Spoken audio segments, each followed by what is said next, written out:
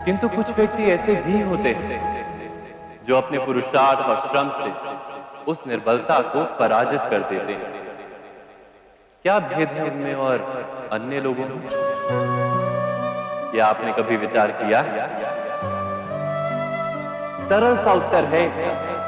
जो व्यक्ति निर्बलता से पराजित नहीं होता, जो पुरुषार्थ करने का साहस रखता है हृदय में, वो निर्बलता को पार कर जाता है। अर्थात निर्बलता अवश्य ईश्वर देता है, किंतु मर्यादा मनुष्य का मन ही निर्मित करता है। स्वयं विचार कीजिए।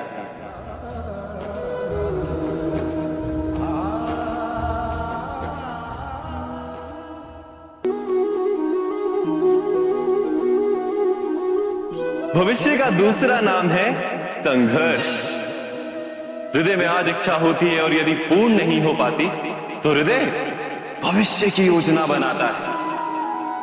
भविष्य में इच्छा पूर्ण होगी ऐसी कल्पना करता रहता है, किंतु जीवन ना तो भविष्य में है ना अतीत में। जीवन तो इस क्षण का नाम है, अर्थात इस क्षण का अनुभव ही जीवन का अनुभव है। पर हम ये जानते हुए भी इतना सा सत्य समझ नहीं पाते। या तो हम बीते हुए समय के स्मरणों को घेर कर बैठे रहते हैं, या फिर आने वाले समय के लिए हम योजनाएं बनाते रहते हैं। और जीवन जीवन बीत जाता है। एक सत्य यदि हम हृदय में उतार लें कि ना हम भविष्य देख सकते हैं, ना ही भविष्य निर्मित कर सकते हैं, हम तो केवल धैर्य और साहस के साथ भविष्य को आलिंगन दे सकते हैं, स्वागत कर सकते हैं भविष्य का। तो क्या जीवन का हर पल जीवन से नहीं भर जाएगा? स्वयं विचार कीजिए।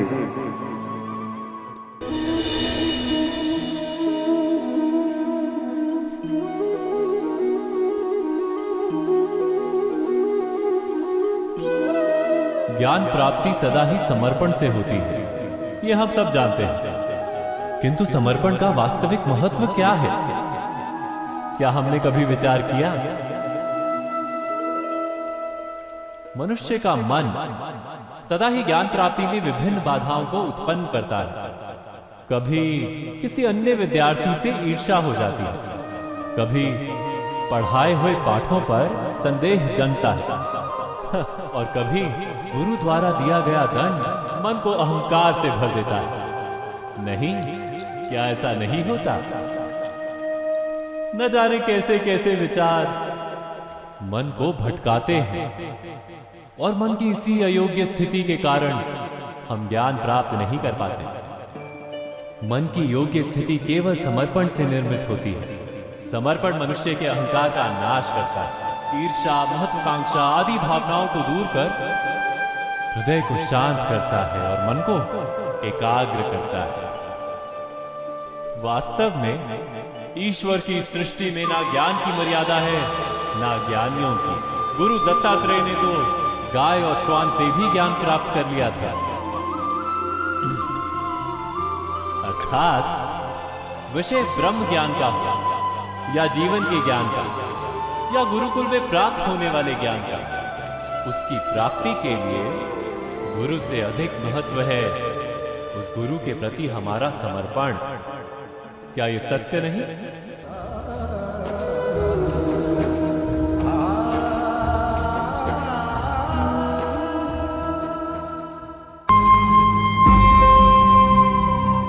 प्रत्येक मनुष्य के जीवन में ऐसा क्षण अवश्य आता है जब सारे स्वप्न, सारी आशाएं, सारे दृश्य ध्वस्त हो जाते हैं। जीवन के सारे आयोजन ही बिखर जाते हैं। एक और धर्म होता है और दूसरी ओर दुख। किसी को धर्म संकट करते हैं, जब धर्म का वहन ही संकट करता है और धर्म का त्याग ही दुख। विचार कीजिए, कभी किसी स्वजन के विरुद्ध सत्य बोलने का अवसर प्राप्त हो जाता है, कभी ठीक दरिद्रता के समय, सरलता से चोरी करने का मार्ग प्राप्त हो जाता है। कभी किसी शक्तिशाली राजनेता या राजा के कर्मचारी का अधर्म प्रकट हो जाता है। सबके जीवन में ऐसी घटना बनती ही रहती। अधिकतर लोग ऐसे किसी क्षण धर्म संकट के रूप में जान ही नहीं पाते। हमें किसी प्रकार के संघर्ष का अनुभव ही नहीं होता। सहजता से सुख की ओर खींचे चले जाते हैं, जैसे मक्खी गुड़ की ओर खींची चली जाती है। वास्तव में धर्म संकट का क्षण ईश्वर के निकट जाने का क्षण होता है। यदि हम संघर्षों से भयभीत ना, सुख की ओर आकर्षित ना, अपने धर्म पर दृढ़ रहे, तो ईश्वर का साक्षात्कार दूर नहीं।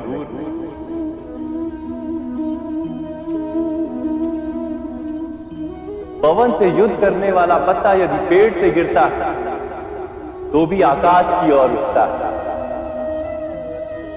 पवन से झुकने वाली घास वही भूमि पर रह जाती है। अर्थात धर्म संकट से यदि हम संकट को ही टाल दें, सुख तो मिलता है, जीवन बढ़ता है, किंतु क्या चरित्र नहीं टूटता? क्या आत्मा दरिद्र नहीं हो जाती? क्या ईश्वर से अंतर नहीं हो जाता? स्वयं विचार कीजिए। दो व्यक्ति जब निकट आते हैं तो एक दूसरे के लिए सीमाएं और मर्यादाएं निर्मित करने का प्रयत्न अवश्य करें। हम यदि सारे संबंधों पर विचार करें तो देखेंगे कि इन सारे संबंधों का आधार यही सीमाएं हैं जो हम दूसरों के लिए निर्मित करते हैं। और यदि अनजाने में भी कोई अन्य व्यक्ति इन सीमाओं को तोड़ता है तो उसी क्षण हमारा हृदय क्रोध से भर जाता है। इन सीमाओं का वास्तविक रूप क्या है? क्या हमने कभी विचार किया? सीमाओं के द्वारा हम दूसरे व्यक्ति को निर्णय करने की अनुमति नहीं देते। अपना निर्णय उस व्यक्ति पर थोप देते, अर्थात किसी की स्वतंत्रता का अस्वीकार करते हैं। और जब स्वतंत्रता का अस्वीकार किया जाता है तो उसका हृदय दुख से भर जाता है। और जब वो सीमाओं को तोड़ता है तो हमारा हृदय क्रोध से भर जाता है। क्या ऐसा नहीं होता है?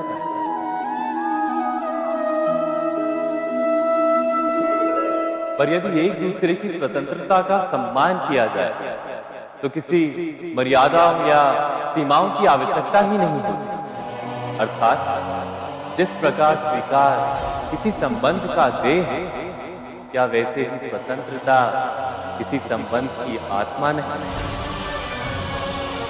स्वयं विचार कीजिए। सबके जीवन में ऐसा प्रसंग अवश्य आता है कि सत्य कहने का निश्चय होता है हृदय में, किंतु मुख से सत्य निकल नहीं पाता। कोई भय मन को घेर लेता है। किसी घटना अथवा प्रसंग के बारे में बात करना या फिर स्वयं से कोई भूल हो जाए उसके बारे में कुछ बोलना, क्या ये सत्य है? नहीं, ये तो केवल तथ्य है। अर्थात जैसा हुआ था वैसा केवल बोल देना सामान्य सी बात है। किंतु कभी कभी उस तथ्य को बोलते हुए भी भय लगता है। कदाचित किसी दूसरे की भावनाओं का विचार आता है मन में, दूसरे को दुख होगा ये भय भी शब्दों को रोकता है। तो ये सत्य क्या है? क्या हमने कभी विचार किया है? जब भय रहते हुए भी कोई तथ्य बोलता है तो वो सत्य कहलाता है। वास्तव में सत्य कुछ और नहीं, केवल निर्भयता का दूसरा नाम है। और निर्भय होने का कोई समय नहीं होता, क्योंकि निर्भयता आत्मा का स्वभाव है। अर्थात क्या प्रत्येक क्षण सत्य बोलने का क्षण नहीं होता?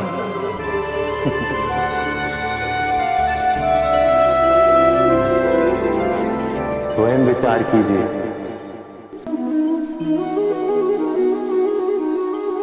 श्रेष्ठता का क्या अर्थ है? श्रेष्ठता का अर्थ है दूसरों से अधिक ज्ञान प्राप्त करना।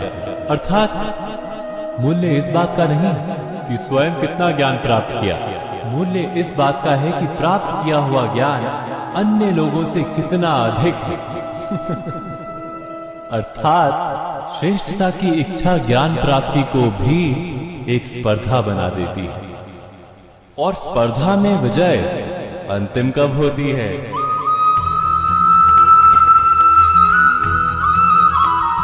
कुछ समय के लिए तो श्रेष्ठ बना जा सकता है, किंतु सदा के लिए कोई श्रेष्ठ नहीं रह पाता।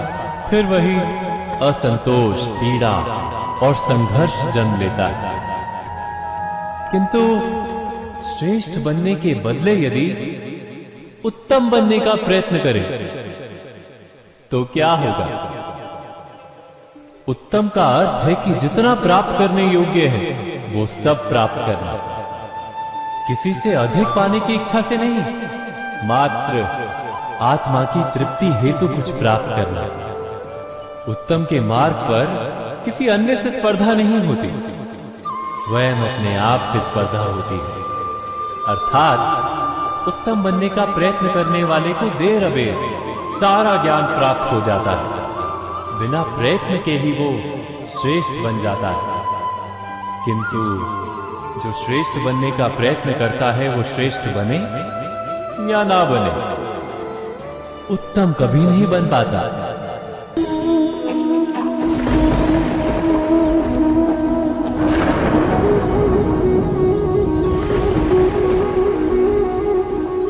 सपनों और पूर्वाभासों के आधार पर हम भविष्य के सुख दुख की कल्पना करते हैं। भविष्य के दुख का कारण दूर करने के लिए हम आज योजना बनाते हैं, किंतु कल के संकट को आज निर्मूल करने से हमें लाभ मिलता है या हानि पहुंचती है? ये प्रश्न हम कभी नहीं करते। सत्य तो ये है कि संकट और उसका निवारण सात जन से, व्यक्ति के लिए भी और सृष्टि के लिए भी। नहीं, आप अपने भूतकाल का स्मरण कीजिए, इतिहास को देखिए, आप तुरंत ही ये जान पाएंगे कि जब जब संकट आता है तब तब उसका निवारण करने वाली शक्ति भी जन्म लेती है। यही तो जगत का चलन है। वस्तुतः संकट ही शक्ति के जन्म का कारण है। प्रत्येक व्यक्ति जब संकट से निकलता है तो एक पद आगे बढ़ा होता है, अधिक चमकता है, आत्मविश्वास से अधिक भरा होता है, न केवल अपने लिए अपितु विश्व के लिए भी। क्या ये सत्य नहीं? वास्तव में संकट का जन्म है एक अवसर का जन्म, अपने आप को बदलने का, अपने विचारों को ऊंचाई पर करने का अवसर, अपनी आत्मा को बलवान और ज्ञान मंडित बनाने का अवसर। जो ये कर पाता है उसे कोई संकट नहीं होता, किंतु जो ये नहीं कर पाता वो तो स्वयं एक संकट है विश्व के लिए। विचार कीजिए।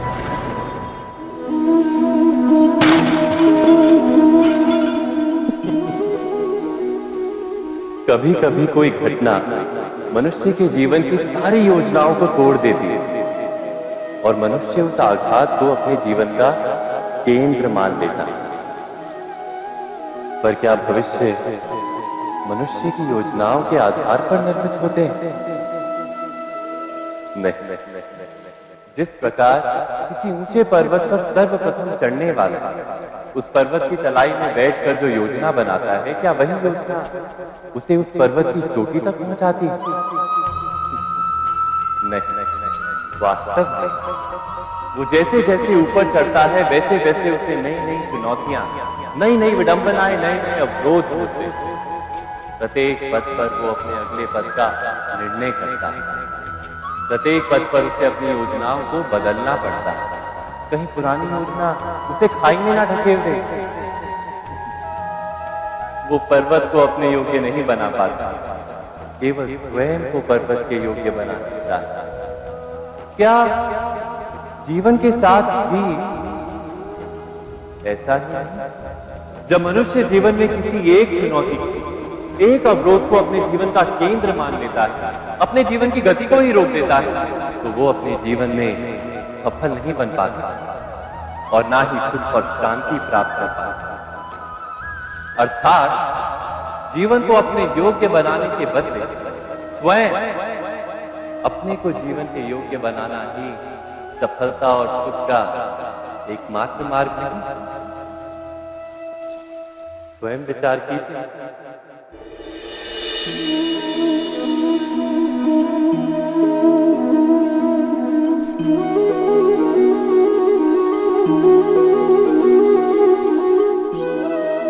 जीवन का हर क्षण निर्णय का क्षण होता है। प्रत्येक पद पर दूसरे पद के विषय में कोई निर्णय करना ही पड़ता है और निर्णय अपना प्रभाव छोड़ जाता है। आज किए गए निर्णय भविष्य में सुख अथवा दुख निर्मित करते हैं, ना केवल अपने लिए, अपने परिवार के लिए, आने वाली पीढ़ियों के लिए भी। जब कोई दुविधा सामने आती है तो मन व्याकुल हो जाता है, अनिश्चय से भर जाता है। निर्णय का वो क्षण युद्ध बन जाता है और मन बन जाता है युद्ध भूमि। अधिकतर निर्णय हम दुविधा का उपाय करने के लिए नहीं, केवल मन को शांत करने के लिए लेते हैं। पर क्या कोई दौड़ते हुए भोजन कर सकता है? नहीं। तो क्या युद्ध से जूझता हुआ मन कोई योग्य निर्णय ले पाएगा? वास्तव में शांत मन से जब कोई निर्णय करता है तो अपने लिए सुखद भविष्य बनाता है, किंतु अपने मन को शांत करने के लिए जब कोई निर्णय करता है तो वो व्यक्ति भविष्य में अपने लिए कांटों भरा वृक्ष लगाता है। स्वयं विचार कीजिएगा।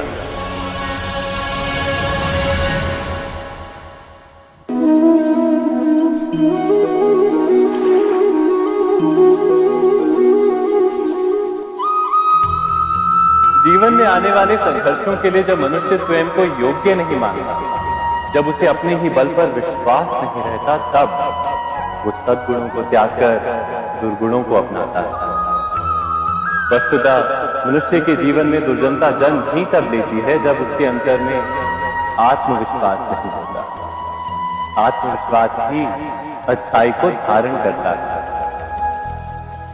ये आत्मविश्वास है क्या?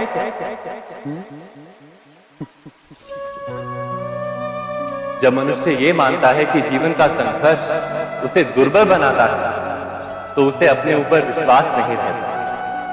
वो संघर्ष के पार जाने के बदले संघर्ष से छूटने के उपाय ढूंढने लगता है। किंतु जब वो ये समझता है कि ये संघर्ष उसे अधिक शक्तिशाली बनाते हैं, ठीक जैसे व्यायाम करने से देह की शक्ति बढ़ती है, तो प्रत्येक संघर्ष के साथ उसका उत्साह बढ़ता है। अर्थात आत्मविश्वास और कुछ भी नहीं, मन की स्थिति जीवन को देखने का दृष्टिकोण मात्र है, और जीवन का दृष्टिकोण तो मनुष्य के अपने वश में होता है। स्वयं विचार कीजिए।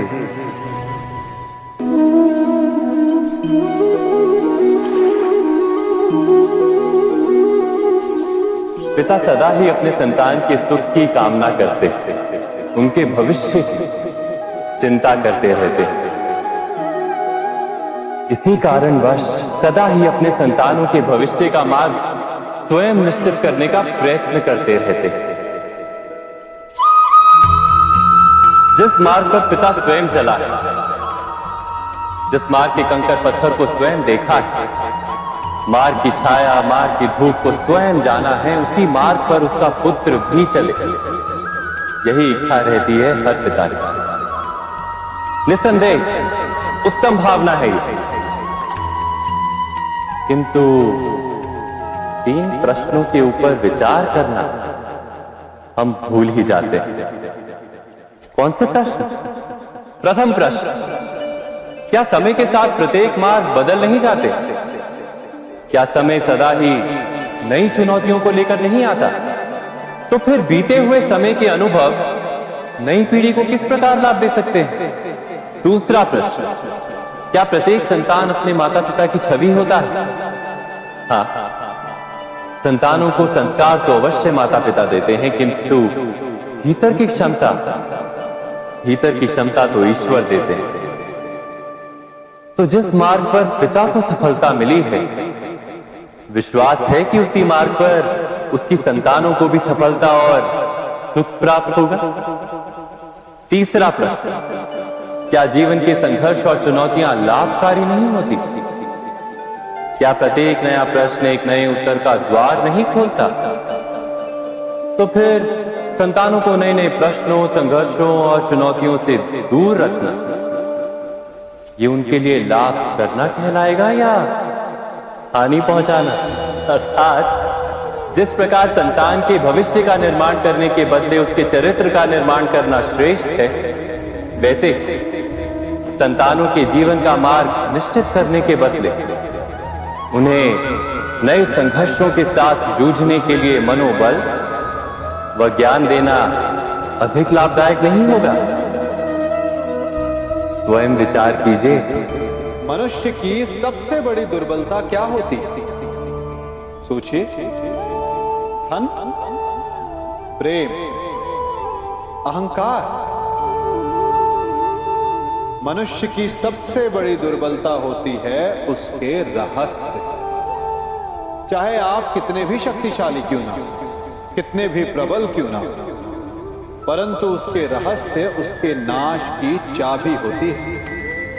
इसलिए यदि प्रबल रहना है, शक्तिशाली रहना है, समर्थ रहना है, तो अपने रहस्य को किसी को भी ना बताना, ना मित्र को और ना ही शत्रु को, क्योंकि समय पड़ने पर कब कौन शत्रु हो जाए ऐसा कहना संभव नहीं। विभीषण को रावण के अमृत कुंड का ज्ञात था, इसीलिए प्रभु श्री राम रावण का वध करने में सफल हो सके। इसलिए उचित यही है कि आप अपने रहस्य को स्वयं तक ही सीमित रखें। मनुष्य जीवन की परीक्षा में सफल होने के लिए क्या नहीं करता? वो परिश्रम करता है, दौड़ भाग करता है, और ये सब करने के पश्चात भी जब उसका काम नहीं बनता तो वो नकल करता है ना? तनिक लौटिए अपने बचपन में, स्मरण कीजिए अपने बचपन की स्मृतियों का। क्या स्मरण हुआ? विद्यालय में जब आप परीक्षा देने जाते थे तो क्या होता था? आप ना सके, परंतु कोई ना कोई सफलता पाने के लिए नकल करता ही था और उत्तीर्ण भी हो जाता था, है ना? परंतु जीवन की परीक्षा ऐसी नहीं होती। नकल करने वाला सफल नहीं होता। कारण विद्यालय में सबके प्रश्न पत्र एक होते थे, परंतु जीवन के प्रश्न पत्र और उन